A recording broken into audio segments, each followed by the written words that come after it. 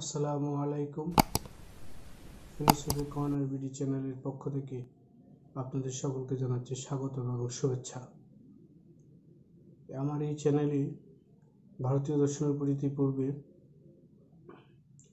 8টি বিষয়ে আলোচনা করা হয়েছে, যা অনার্স দ্বিতীয় বর্ষের দর্শন বিভাগের যে ভারতীয় দর্শনের কোর্সটি রয়েছে সেই কোর্সের প্রায় 8টি বিষয়ে আলোচনা ইতিমধ্যে করা হয়েছে এবং এই আলোচনাগুলো তোমাদের যারা 2020 সালের জাতীয় বিশ্ববিদ্যালয়ের অধীন দর্শন বিভাগের পরীক্ষার্থী তাদের জন্য এটি খুবই গুরুত্বপূর্ণ। আজকে আরেকটি বিষয় নিয়ে আলোচনা করব, যেটি 2020 সালের পরীক্ষার্থীদের জন্য অত্যন্ত গুরুত্বপূর্ণ। আমি মোট ভারতীয় দর্শনের দ্বিতীয় পত্রের দ্বিতীয় বর্ষের ভারতীয় দর্শনে মোট 9টি ক্লাস করাবো। এই 9টি ক্লাসের উপর ভিত্তি করে তোমাদের আলোচনা, এবং আশা করি এই 9টি বিষয়ে তোমরা মনোযোগ সহকারে পড়লে এখান থেকে অবশ্যই 5টি প্রশ্নের উত্তর তোমরা সুন্দরভাবে আনসার করতে পারবে। তো এই জন্য তোমাদের যে কাজটি করতে হবে, যে আমার এই চ্যানেলে দ্বিতীয় বর্ষের যে প্লে লিস্টে রয়েছে সেখানে গিয়ে এই ভারতীয় দর্শনের ধারাবাহিকভাবে এই 9টি ক্লাস তোমরা দেখে নেবে। আমি প্রয়োজনে আমার ভিডিও ডেসক্রিপশনে সেখানে 9টি ক্লাসের ধারাবাহিক লিঙ্ক আমি দিয়ে দিব। সেই লিঙ্কে প্রবেশ করে তোমরা অবশ্যই এই 9টি ক্লাস ফলো করবে, দেখে থাকবে। আশা করি এতে করে তোমাদের ভারতীয় দর্শনের আর কোনো সমস্যা থাকবে না এবং পরীক্ষায় এখান থেকে সুন্দরভাবে আনসার করতে পারবে। তো যাই হোক, আজকে যে বিষয়টি নিয়ে আলোচনা করব সেটি হচ্ছে বৌদ্ধ দর্শনের প্রতীত্যসমুৎপাদবাদ, যে খুবই একটি গুরুত্বপূর্ণ প্রশ্ন আসে সবসময়, সংক্ষিপ্ততেও আসে, বড় প্রশ্নতেও আসে। তো আমি এটাই নিয়ে আজকে আলোচনা করব, যে বৌদ্ধ দর্শনে প্রতীত্যসমুৎপাদবাদ মতবাদ, যেটাকে ইংরেজিতে বলা হয় the doctrine of dependent origination, অথবা অন্য ভাষায় যদি বলা যায় সেটাকে বলা হয় যে বুদ্ধিস্ট অ্যাপোস্টেমোলজি, অর্থাৎ বৌদ্ধদের জ্ঞান তত্ত্ব। আর সংস্কৃতি ভাষায় যেটাকে আমরা বলি থাকি প্রতীত্যসমুৎপাদবাদ। আচ্ছা, বুদ্ধদেবের যে দর্শনগুলো রয়েছে সেগুলো মৌলিক দার্শনিক আলোচনা এড়িয়ে চললেও তিনি তার দর্শনে তার নীতি ধর্মটাকে বেশ গুরুত্ব সহকারে আলোচনা করেছেন, এবং এই মতবাদটাই এই ভারতীয় দর্শনের একটি গুরুত্বপূর্ণ মতবাদ হিসেবে পরিচিত।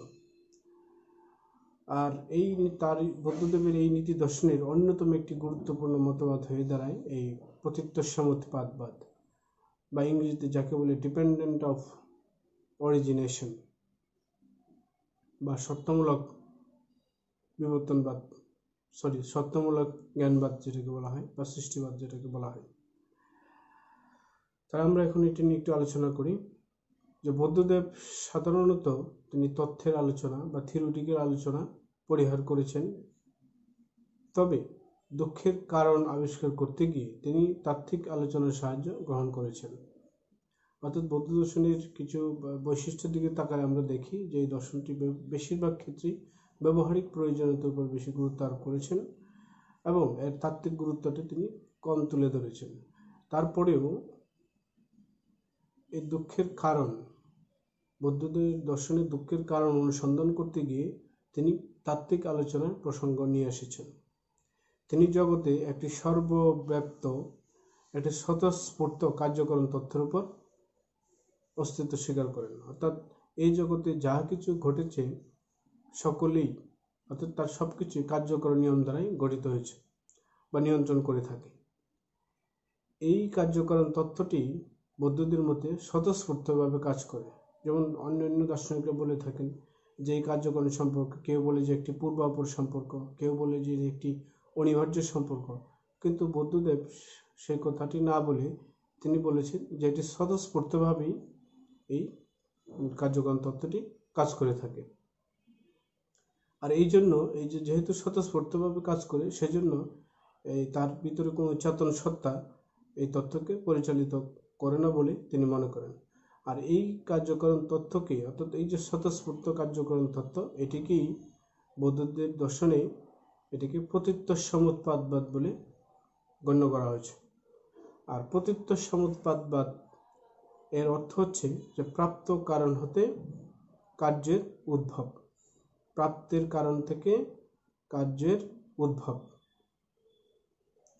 অর্থাৎ পতিত্ব শব্দ, পতিত্ব একটি সংস্কৃত শব্দ যার অর্থ হচ্ছে প্রাপ্ত হয়ে, যার অর্থ হচ্ছে কি প্রাপ্ত হয়ে।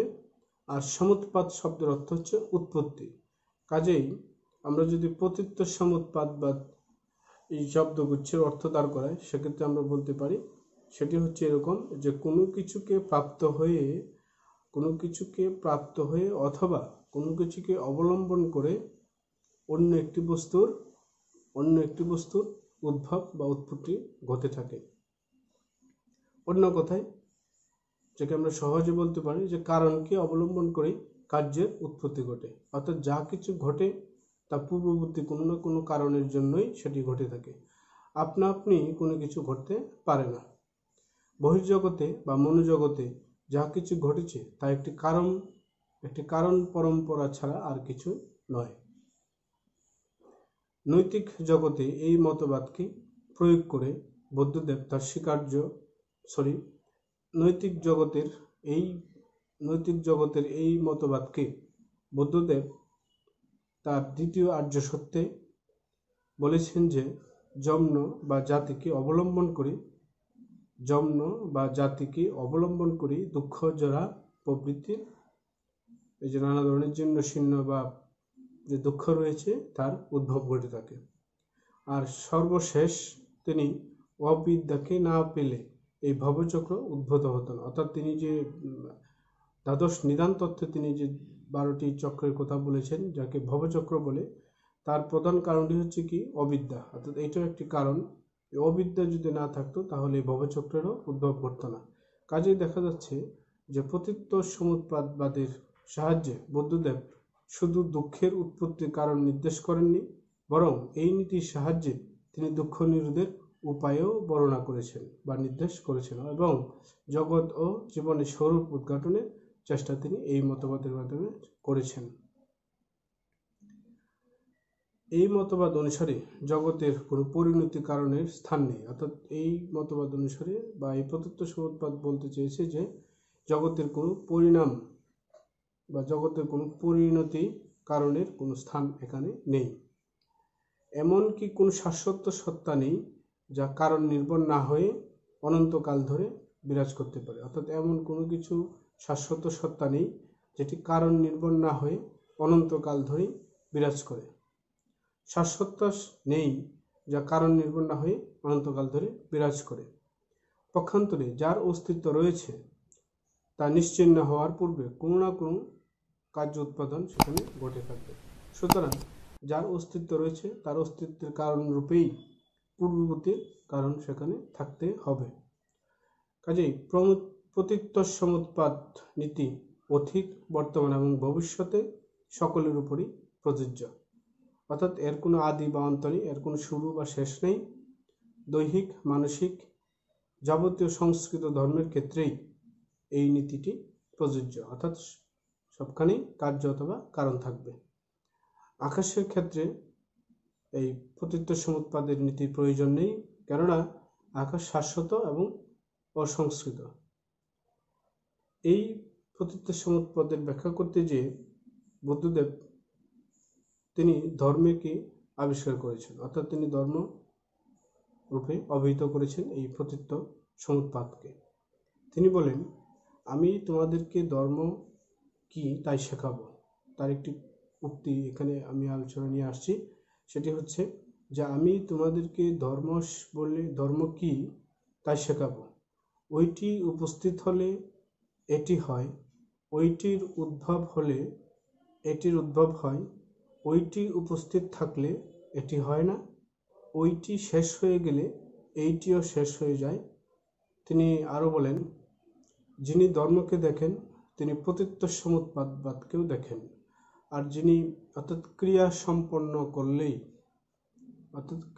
নিষ্পন্ন করলেই কার্যের আবির্ভাব ঘটে। অর্থাৎ ক্রিয়া যেখানে না হয় সেখানে কারণ হবে না।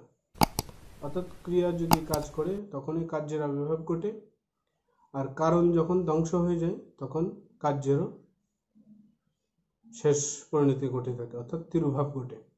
এই কার্যকরণ বুঝতে পারাটাই হচ্ছে ধর্ম। বুদ্ধদেবের তিনি আরো বলেন যে তার শিক্ষার যথার্থ তাৎপর্য হৃদয়ঙ্গম করার জন্যই এই নীতিকে সর্বপ্রথম বোঝা দরকার, অর্থাৎ কার্যকরণ তত্ত্বকে বুঝে নিতে হবে। প্রতীত্য সমুৎপাদ নীতি অনুধাবনের অক্ষমতাই, অর্থাৎ তার এই কার্যকরণ সম্পর্কে ধারণা না থাকাই যাবতীয় দুঃখের কারণ বলে তিনি মনে করেন। এছাড়া বুদ্ধদেবের যে 4টি আর্য সত্য রয়েছে, এই নীতির উপরও এটি প্রতিষ্ঠিত। এই নীতির সাহায্যে তিনি দুঃখের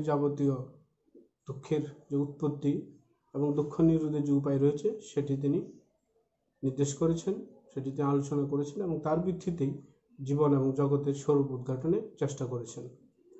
প্রতীত্য সমুৎপাদবাদ আকস্মিকতার বিরোধী, অর্থাৎ অ্যাক্সিডেন্টালিজম বলতে যে কথাটি রয়েছে তার বিরোধী। আকস্মিকতার নিয়ম অনুসারে জগতের কোনো কার্যকরণ নিয়ম কাজ করে না। আকস্মিক কোনো ঘটনার ক্ষেত্রে সেখানে কার্যকরণের কোনো ভিত্তি থাকে না। এই জন্য তারা কার্যকরণের ক্ষেত্রে বা প্রতীত্য সমুৎপাদের ক্ষেত্রে আকস্মিকতার বিরোধিতা এই বুদ্ধদের দর্শনে। পৃথিবীতে যা কিছু ঘটে তা অনাকাঙ্ক্ষিতভাবে বা আকাঙ্ক্ষিতভাবে ঘটে থাকে, কিন্তু প্রতীত্য সমুৎপাদ অনুসারে কোনো কিছুই আকস্মিকভাবে ঘটতে পারে না।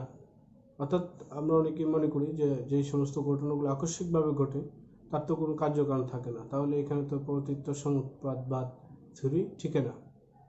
এই জন্য এখানে যেহেতু বুদ্ধদেব এটা বলতে চেয়েছেন যে প্রত্যেকটি ঘটনার পিছনে কার্যকারণ রয়েছে, কিন্তু এখানে একটি প্রশ্ন এসে যায় যে আকস্মিক ঘটনার ক্ষেত্রে তাহলে কি হবে।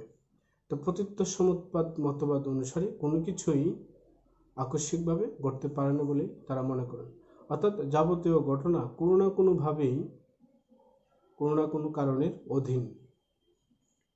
আবার স্বভাববাদও বৌদ্ধ দর্শনে অস্বীকৃত, অর্থাৎ স্বভাববাদ বলতে ন্যাচারালিজম যে মতবাদটি রয়েছে জৈন দর্শনের, তারা সেটিরও বিরোধী, অর্থাৎ এই স্বভাববাদকেও বৌদ্ধ দর্শনে অস্বীকৃতি জানিয়েছে।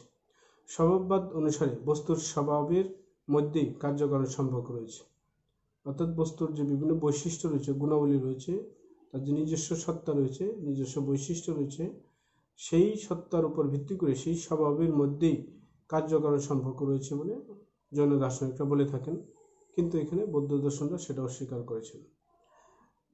তারা বলতে চেয়েছেন যে প্রত্যেক বস্তুর মধ্যেই পরিবর্তন সংঘটিত হচ্ছে এবং সেই পরিবর্তনটি পূর্ববর্তী অবস্থা থেকে পরবর্তী অবস্থার অনিবার্যভাবে সৃষ্ট হচ্ছে, অর্থাৎ যা ঘটবে তা ঘটবেই। এই অনিবার্যতা রোধ করা অসম্ভব, বৌদ্ধ দার্শনিকরা সেটাই বলতে চেয়েছেন। কিন্তু প্রতীত্য সমুৎপাদ হলো শর্তাধীন কার্যবাদ, অর্থাৎ শর্ত থাকলে কার্য ঘটে, শর্ত না থাকলে কার্য ঘটতে পারে না। তাই বৌদ্ধ দর্শন অনুযায়ী এই শর্ত রোধ করা যায় এবং এর ফলে কার্য উৎপত্তিও রোধ করা যায়। দ্বাদশ নিদানের কার্যকারণ শৃঙ্খলের মধ্যে অবিদ্যাটাই হচ্ছে মূল শর্ত, অর্থাৎ অবিদ্যা, না জানা, জ্ঞান তত্ত্বের অভাব। এই মূল শর্ত বিনষ্ট হলে এর কার্যকারণ শৃঙ্খলটাও বিনষ্ট হয়ে যায়। অর্থাৎ তিনি যে দ্বাদশ নিদান তত্ত্বের কথা বলেছেন, সেখানে 12টি চক্রের কথা বলেছেন, তার প্রথমটি হচ্ছে অবিদ্যা। আর এই অবিদ্যা যদি ধ্বংস হয়ে যায় তাহলে বাকি যে শৃঙ্খল রয়েছে, কার্য শৃঙ্খলগুলো রয়েছে, সেগুলো নষ্ট হয়ে যায়। এ কারণে প্রতীত্য সমুৎপাদ, এই শর্ত যদি বিনষ্ট হয়ে যায়, এই মূল সত্য বিনষ্ট হলে এই কার্যকরণ শৃঙ্খলা নষ্ট হয়ে যায়। অর্থাৎ এখানে তিনি অবিদ্যাকে এখানে মূল শর্ত হিসেবে আবির্ভূত করেছেন। আবার প্রতীত্য সমুৎপাদবাদ এটি নিয়তিবাদেরও বিরোধী, নিয়তিবাদ অর্থাৎ যার নিয়তিবাদেরও বিরোধী। অর্থাৎ প্রতীত্য সমুৎপাদ নিত্যতাবাদ ও উচ্ছেদবাদের মধ্যবর্তী একটি মূল্যবান তথ্য। নিত্যতাবাদ অনুসারে শর্তবিহীন নিত্য বস্তুর অস্তিত্ব সম্ভব। অর্থাৎ নিত্যতাবাদ অনুসারে যেখানে বলা হয়েছে যে শর্তবিহীন, শর্ত ছাড়া নিত্য বস্তুর অস্তিত্ব সম্ভব। পক্ষান্তরে উচ্ছেদবাদ অনুযায়ী কোনো বস্তুর পূর্ণ বিনাশ হতে পারে। উচ্ছেদবাদ যারা মনে করে যে বস্তুটি একসময় পরিপূর্ণভাবে বিনাশ হয়ে যেতে পারে, ফলে এই বস্তুর কোনো কার্য না রেখেই চিরতরে বিলুপ্ত হয়ে যায়। কিন্তু প্রতীত্য সমুৎপাত তথ্য এই কথা বলে থাকে যে কারণ থেকে সবকিছু উৎপন্ন হয় এবং যা কিছু উৎপন্ন হয়েছে তা বিনষ্ট হওয়ার পূর্বেই এটি কার্য থেকে যাবে। এই জগতের সমস্ত বস্তুই বহির্জাগতিক বা মানসিক যাই হোক না কেন এক সর্বব্যাপী কার্যকরণ তথ্যের দ্বারা নিয়ন্ত্রিত। বৌদ্ধদের এই দার্শনিক তথ্যটি আলোচনার ক্ষেত্রে অতীব মূল্যবান ভূমিকা রেখে চলেছে। আবার বৌদ্ধ দার্শনিকরা বলতে চেয়েছেন যে প্রতীত্য সমুৎপাত নীতিটি কর্মবাদের উপরও ভিত্তি করে গড়ে উঠেছে। অতীত কর্মের সংস্কারের ফল হিসাবে বর্তমান জীবনের আবির্ভাব, আবার বর্তমান জীবনেই হবে ভবিষ্যৎ জীবনের জন্য একটি নির্ধারক। আর প্রতীত্য সমুৎপাদের আরেকটি অনুসিদ্ধান্ত হল ক্ষণিকত্ববাদ। যেহেতু বস্তু তার কারণের উপর নির্ভরশীল, কাজেই তা আপেক্ষিক এবং সত্তাধীন, তাই তা ক্ষণিক হতে পারে, কাজেই তাই ক্ষণিক হতে বাধ্য, বা যেটাই স্থায়ী হবে না। কাজেই ক্ষণিক যা জন্মায় তা ধ্বংস হতে বাধ্য, অর্থাৎ ক্ষণকালে যেটা জন্মাবে সেটা ধ্বংস হতে বাধ্য। যা ধ্বংস হয় সেটি কখনো স্থায়ী রূপ লাভ করতে পারে না। কাজেই যা স্থায়ী নয় সেটি হচ্ছে ক্ষণিক। এই অনাত্মবাদও প্রতীত্য সমুৎপাতবাদ, বৌদ্ধ দর্শনের যে আরেকটি মতবাদ রয়েছে যেটা আমরা বলি অনাত্মবাদ বা non existence theory of soul, অর্থাৎ আত্মার ক্ষেত্রে যে কোনো স্থায়ী কোনো আত্মা নেই, এই মতবাদটাও এই প্রতীত্য সমুৎপাত মতের উপর ভিত্তি করে গড়ে উঠেছে। অর্থাৎ সমুদয় বিষয় ক্ষণিক হলে আত্মাও ক্ষণিক, অর্থাৎ যাবতীয় বিষয় যেহেতু ক্ষণিক কালের জন্য হয়, কাজে আত্মাটাও এখানে ক্ষণিক। সুতরাং দেখা যাচ্ছে যে বৌদ্ধ দর্শনে প্রতীত্য সমুৎপাত তথ্যের গুরুত্ব অপরিসীম বা অনেক বেশি। কারণ এখানে যে বিভিন্ন মতবাদ রয়েছে, নিয়তিবাদ, ক্ষণিকবাদ, তারপরে রয়েছে এই কর্মবাদ, তারপরে রয়েছে এই যে অনাত্মবাদ, এই প্রত্যেকটি সবকিছুই গড়ে উঠেছে এই প্রতীত্য সমুৎপাত মতবাদের উপর ভিত্তি করে, অর্থাৎ কার্যকারণ সম্পর্কের উপর ভিত্তি করেই এই সমস্ত মতবাদগুলো গড়ে উঠেছে। কাজেই প্রতীত্য সমুৎপাত দর্শনে, বৌদ্ধ দর্শনে বা ভারতীয় দর্শনে গুরুত্বপূর্ণ ভূমিকা রাখলেও এটিও সমালোচনার ঊর্ধ্বে নয়।